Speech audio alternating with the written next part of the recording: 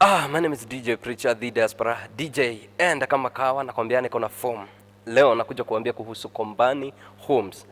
And Kombani Homes, kama vile tunajua, this month of November wana celebrate 6th year anniversary. Yani 6th year anniversary. Hiyo ni miaka mingi sana. And for that reason nataka kuwapeleka kwa project inaitwa Ukunda